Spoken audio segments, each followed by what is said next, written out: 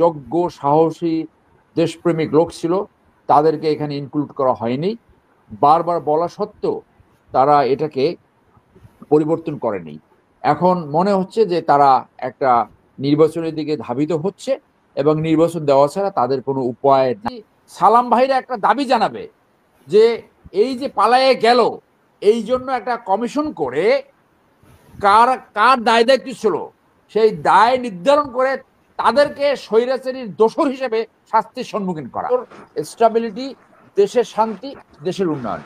আর একটি parallel tunnel ব্যবস্থা হলো, আপনি একবার যখন অপশাসন দুঃশাসন করবেন, একবার যখন দুর্নীতিতে ঢুকবেন, একবার যখন আপনার এই যে ক্রনিক ক্যাপিটালিজমে ঢুকবেন, আপনি আর ওখান থেকে সরে আসতে পারবেন না। এখন আমাদের ছোট ভাই সালেহীন বলল যে 5ই আগস্টই এই বিপ্লব ফেল করেছে। তো আমি মনে করি না 5ই আগস্ট ফেল করেছে আসলে 8ই আগস্ট, যেদিন অন্তর্বর্তীকালীন সরকার গঠন হলো। অন্তর্বর্তীকালীন সরকার যখন এই স্বৈরাচারী কর্তৃক নিয়োগকৃত প্রেসিডেন্টের কাছে শপথ নিল, তখনই এই বিপ্লবের যে স্পিরিট, বিপ্লবের যে আকাঙ্ক্ষা, সেইটা তখন নষ্ট হয়েছে। দুইটা বড় কারণে তখনই তারা ব্যর্থতার ভিতর থেকে তারা যাত্রা শুরু করেছে। একটা হলো এইটার নাম অন্তর্বর্তীকালীন সরকার হওয়া উচিত হয়নি, এইটার অন্য যে কোনো নাম হওয়া ছিল। অন্তর্বর্তীকালীন সরকার নাম হওয়াতে মানুষের ভিতরে একটা ধারণা চলে গেছে যে এটা কেয়ারটেকার টাইপ একটা গভর্নমেন্ট হবে, শুধু রুটিন দায়িত্ব পালন করবে এবং তাদের একমাত্র কাজ হলো একটা নির্বাচন দেওয়া, যেমনটি অনেকে দাবি করছে। এটা দাবি করতেই পারে, কিন্তু ওই নামটা প্রথম একটা মিসনোবার হয়েছে। 2 নম্বর ভুল হয়েছে তাদের, যেভাবে তারা অ্যাডভাইজারি কমিটি গঠন করেছে, এইটা বড় একটা ব্যর্থতার পরিচয় দিয়েছে। এইখানে একজনও ক্রাইসিস ম্যানেজমেন্টের অভিজ্ঞতা নাই। কেউ শিক্ষক, কেউ এনজিও কর্মকর্তা এবং অনেকে খালাম্মা টাইপ যে কয়েকজন নারী আছে, তাদের সেই স্পিরিটই নাই। একটা গণ অভ্যুত্থান অথবা যুদ্ধ উত্তর পরিস্থিতিতে যে নেতৃত্বের যে স্পিরিট থাকা দরকার, নেতৃত্বের যে টেম্পারামেন্ট থাকার কথা, নেতৃত্বের যে আকাঙ্ক্ষা থাকার কথা, যেভাবে জন আকাঙ্ক্ষাকে ধারণ করে সামনে আগানোর কথা, তার কিছুই নাই। এর ভিতরে যারা আছে তারা প্রথমেই ওখানে ঢুকে ওনার অনেকেই আবার ওই পরিবার 2-3টা গাড়ি ব্যবহার করা শুরু করেছে। কেউ তার 8ই আগস্টের পরে আপনার টকশোতে আমি অন রেকর্ড বলেছি যে জনগণ তাদের কাছ থেকে কি কি আকাঙ্ক্ষা আর কি কি আশা করে। তার ভিতরে একটা ছিল তাদের সম্পত্তি তারা ডিক্লেয়ার করবে, যে তারা অ্যাডভাইজার হওয়ার আগে তাদের সম্পত্তি কত এবং অ্যাডভাইজার পদ যখন ছাড়বে তখন তার সম্পত্তি কত। নোবডি হ্যাজ ডান ইট। এবং এই যে ঘন ঘন বিদেশে যাওয়া, বিরাট ট্যুর নিয়ে, এইগুলো আমরা দেখতে পাচ্ছি যে এই যে একটা রুটিন টাইপ একটা সরকার পরিচালিত হচ্ছে এবং অনেক দক্ষ যোগ্য সাহসী দেশপ্রেমিক লোক ছিল, তাদেরকে এখানে ইনক্লুড করা হয়নি। বারবার বলা সত্ত্বেও তারা এটাকে পরিবর্তন করেনি। এখন মনে হচ্ছে যে তারা একটা নির্বাচনের দিকে ধাবিত হচ্ছে এবং নির্বাচন দেওয়া ছাড়া তাদের কোনো উপায় নাই। সেই নির্বাচন আহ, সুষ্ঠু, নিরপেক্ষ, পার্টিসিপেটরি হবে কিনা সেটা ডিপেন্ড করবে অনেক কিছু ফ্যাক্টরসের উপর। যেমনটি বলা হয়ে থাকে, যারা ক্ষমতায় আসতে চায়, ক্ষমতায় আসার মতো উপক্রম হলে তখন এই দেশের মানুষের আহ বিভিন্ন শ্রেণীর মানুষের ভিতরে একটা গোলামির মেন্টালিটি আছে। তারা তখন দেখাতে চায় যারা ক্ষমতায় যাবে সে কত বড়। উদাহরণস্বরূপ অনেকেই এখানে বড় ধরনের বিএনপি সাজার চেষ্টা করবে বিভিন্ন জায়গায়। এইটা সুষ্ঠু নির্বাচনের ক্ষেত্রে বড় একটি অন্তরায়। এখন আপনি দেখেন যে আহ এই বিপ্লবের সবচেয়ে বড় আকাঙ্ক্ষা কি ছিল?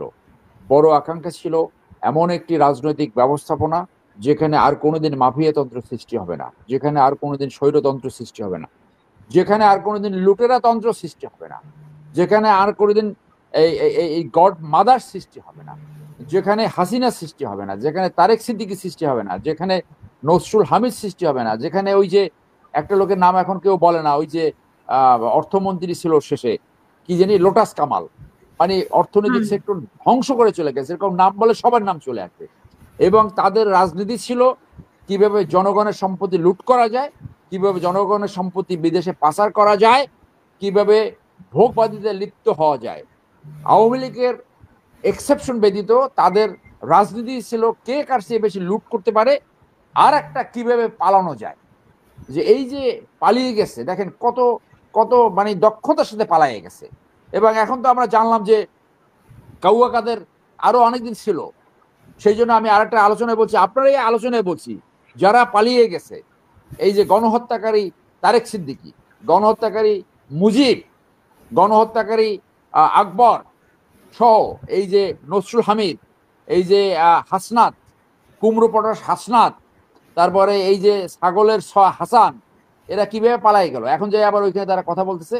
আমি চাচ্ছি সালাম ভাইরা একটা দাবি জানাবে যে এই যে পালায়ে গেল, এই জন্য একটা কমিশন করে কার কার দায় দায়িত্ব ছিল সেই দায় নির্ধারণ করে তাদেরকে স্বৈরাচারীর দোষর হিসেবে শাস্তির সম্মুখীন করা।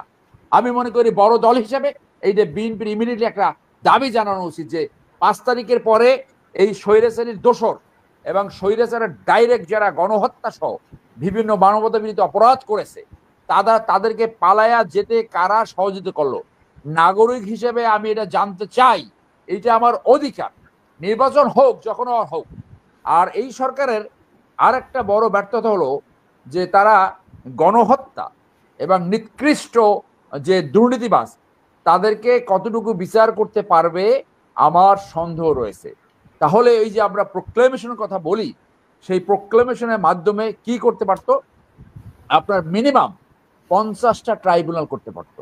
50টা সুপ্রিম কোর্ট অঙ্গনে মাত্র প্রথম হলো একটা ট্রাইব্যুনাল, এর 8 মাস পরে আর একটা ট্রাইব্যুনাল হলো। 2টা ট্রাইব্যুনাল দিয়ে আপনার শত শত গণহত্যাকে বিচার করবেন, এটা অলমোস্ট অসম্ভব। তাহলে কি করা যেত, এই প্রোক্লেমেশন করে এখন যে 71 বিল্ডিং নামে একটা কোর্ট বিল্ডিং আছে, সেই বিল্ডিং এর মিনিমাম 30টা রুম এখন ফাঁকা আছে, অথবা টেম্পোরারি এইখানে ওই ঈদগাহ মাঠে টেম্পোরারি কোর্ট বিল্ডিং করে ওই আন্তর্জাতিক অপরাধ ট্রাইব্যুনালের ভিতরে আর একটা কোর্ট আছে, 3টে বাদে একটা টেম্পোরারি কোর্ট হয়েছিল 3টা। আপনার 71 বিল্ডিং এ করতে পারে 20টা, আর বাকিটা ঈদগাহ মাঠে করবে আরো 30টা। বাংলাদেশে 50,000 লয়ার আছে, এই 50,000 লয়ারের ভিতর থেকে বেছে নিয়ে এই গণহত্যার বিচার করার জন্য 50টা ট্রাইব্যুনাল করা হচ্ছিল। সেই হিসেবে প্রসিকিউটর নিয়োগ দেওয়া উচিত ছিল, সেই হিসেবে তদন্তকারী সংস্থাকে স্ট্রেংথ করা উচিত ছিল। আপনি জানেন লন্ডনে লে ম্যাজিস্ট্রেট আছে, লে ম্যাজিস্ট্রেট, অর্থাৎ যখন যেখানে প্রয়োজন তারা লে ম্যাজিস্ট্রেট নিয়োগ দেয়, যাদের জুডিশিয়াল সেন্স আছে, জুরি সিস্টেমের মাধ্যমে তারা বিচার করে। আমাদের কি এখানে কোনো বাধা ছিল? এইটা ছিল এই সরকারের আর একটা ব্যর্থতা। তারা ব্যর্থতার ভিতরে ঢুকে গেছে।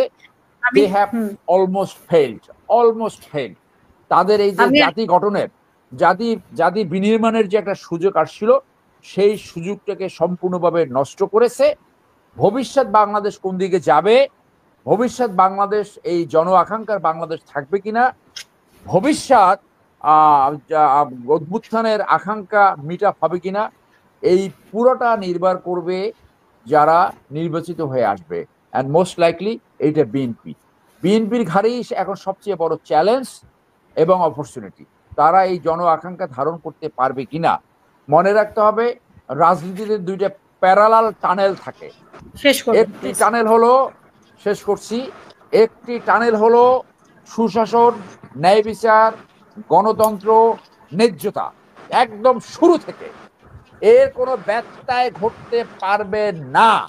এর ব্যত্যয় যদি এইভাবে যদি চলতে পারে, সুশাসন, ন্যায় বিচার, গণতন্ত্র, ন্যায্যতা, তাহলে কি হবে, শেষে দেয়া শান্তিপূর্ণভাবে ক্ষমতা হস্তান্তর, স্টেবিলিটি, দেশের শান্তি, দেশের উন্নয়ন।